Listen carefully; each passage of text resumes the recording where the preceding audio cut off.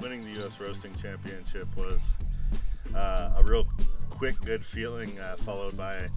my thought process usually goes on to the next one. So I was immediately thinking, oh God, I gotta get ready for World Championships. Since then, I've kind of soaked in it a little bit more. You know, I joke around with the phrase a whirlwind of emotions, but there's been,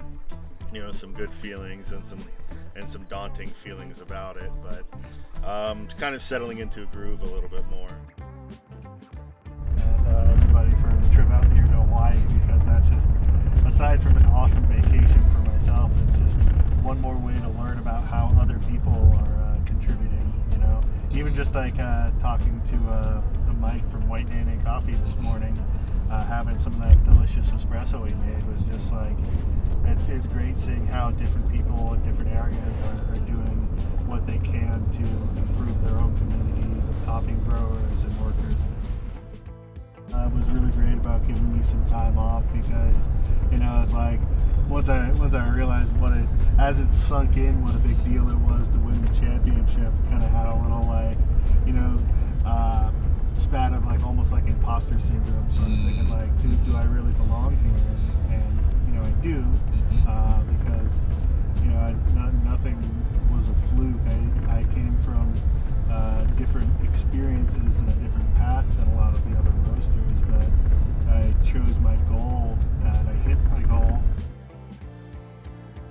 We visited a couple farms and we're doing this little talk on Armando's farm and his wife Karina, and just walking around and seeing how he's building different structures and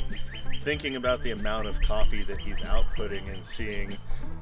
you know, on just you know, just these 13 acres and hearing how much is going out,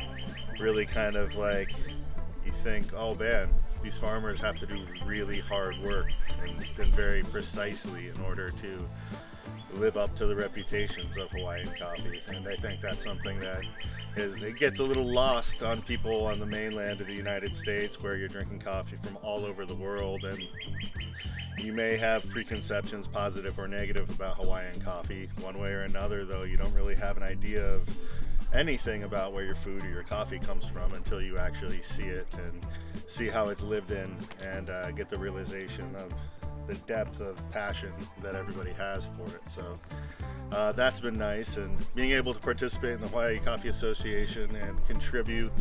my little slices and nuggets of coffee knowledge by giving a roast seminar. As we're talking today, we're going to talk a little bit about graphs, and we're going to talk a little bit about just what's going on and really what we end up with in the cup. Hawaii has definitely been great, and being able to attend the Hawaiʻi Coffee Association conference here 2022 was their largest one I think they said they've ever had, and seeing the spirit of coffee in Hawaii was an enrichment I didn't know was coming my way. I took that aspect to adding it into how I roast, and then with that light I kind of took a different approach to how I would mark color change, because it gave me a more clear illustration on when I was reaching certain colors but not necessarily others. I was able to talk about coffee, roasting in terms of sight, sound, smell,